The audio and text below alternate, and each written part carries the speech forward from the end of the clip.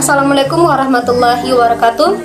Selamat siang, perkenalkan nama saya Sukmawati Tanasi, perwakilan dari kelompok 10. Di sini kami akan menjelaskan terkait pentingnya menjaga kebersihan pantai dan laut. Praktikum mata kuliah penyuluhan pembangunan perikanan kepulauan, program studi agrobisnis perikanan, Fakultas Perikanan dan Ilmu Kelautan. Dosen pengampun Dr. Insinyur Venda Yolanda Pikal MSI. Pesisir dan laut merupakan salah satu wilayah yang sangat berkaitan erat dengan kehidupan manusia. Pesisir dan laut mampu menyediakan kebutuhan hidup manusia, terutama pada masyarakat yang hidup di sekitar pesisir. Pesisir dan laut menjadi nilai ekonomis, terutama pada sumber kegiatan wisata, sumber makanan biota laut, hingga sumber kebutuhan hidup tempat tinggal manusia. Namun demikian, dengan adanya pesisir dan laut, tidak serta-merta dapat dimanfaatkan secara bebas dan tidak bertanggung jawab.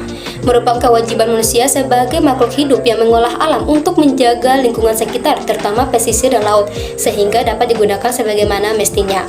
Lalu, bagaimana cara kita menjaga pesisir dan laut?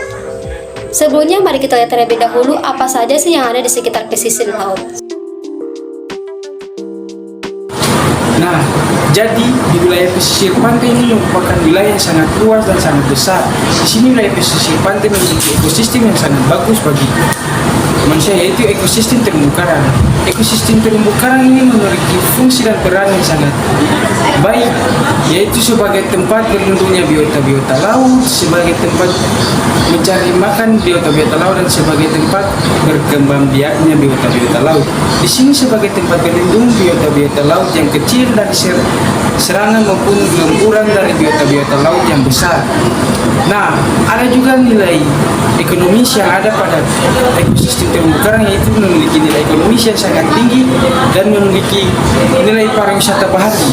Ada juga sebagai penada gelombang yang sangat besar dari permukaan air laut ke wilayah pesisir pantai. Jadi, kita sebagai manusia yang sudah diberikan mandat dari Tuhan untuk menjaga, merawat, dan melestarikan ekosistem terumbu karang, kita harus benar-benar menjaga dengan baik. Dengan baik bukan malah kita untuk merusaknya. Mungkin itu saja dari saya. Sekian, terima kasih. Ekosistem selanjutnya adalah ekosistem hutan mangrove dan ekosistem hutan cemara udang. Ekosistem hutan mangrove ataupun ekosistem hutan cemara udang merupakan ekosistem yang berada di wilayah pesisiran pantai. Hutan mangrove sendiri biasanya hidup di pinggir sungai yang terhubung langsung ke lautan, sedangkan hutan cemara udang biasanya hidup di daerah dataran yang di wilayah pesisiran pantai. Hutan mangrove sendiri mempunyai manfaat untuk pencegahan abrasi air laut di pesisir maupun tempat tinggal dan juga sebagai pengembangbiakan ikan-ikan. Sedangkan hutan cemara udang dapat bermanfaat untuk pencegahan angin, terutama bagi wilayah yang mengalami angin kencang dan tsunami. Dan selain itu dapat menambah nilai keindahan untuk membuat tempat wisata. Sistem lainnya adalah Padang Lamun sendiri adalah ekosistem yang terdiri dari sekumpulan rumput laut yang bermanfaat sebagaimana terumbu karang. Padang Lamun juga bermanfaat sebagai tempat tinggal ikan, tempat ikan mencari makan, dan juga tempat berkembang biaknya ikan. Selain itu, Padang Lamun sendiri dengan banyaknya rumput laut memiliki nilai ekonomis yang dimana sebagai makanan manusia.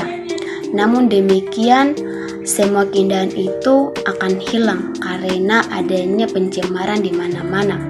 Pencemaran ini diakibatkan oleh kebiasaan buruknya manusia yang membuang sampah sembarangan, terutama di sungai. Sampah-sampah yang dibuang di sungai itu akan masuk ke laut melalui muara sungai. Adanya sampah di laut tersebut kemudian akan membahayakan ekosistem atau biota laut yang lainnya. Apabila sampah tersebut tertelan oleh ikan itu akan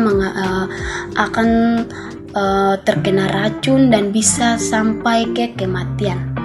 Dan bila manusia mengonsumsikan ikan itu tersebut akan berdampak buruk bagi kesehatan.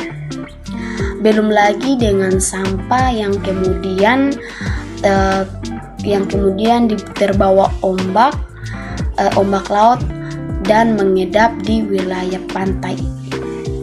Hal ini akan membuat penumpukan sampah di pantai itu, yang dimana akan membuat pantai terlihat seperti kumuh dan keindahan pantai itu akan hilang karena sudah banyaknya sampah, dan di situ akan membuat para wisatawan kurangnya berkunjung di tempat itu tersebut. Agar hal ini terus terjadi, maka kita harus melakukan pencegahan untuk menjaga lingkungan kita.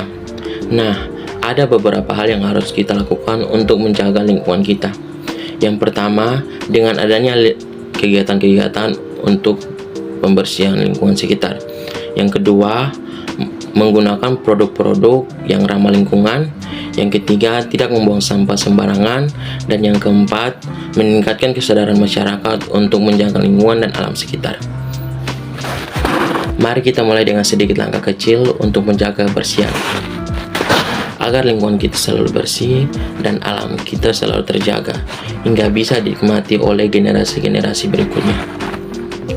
Kalau bukan kita, siapa lagi? Kalau bukan sekarang, kapan lagi? Yuk, jaga alam kita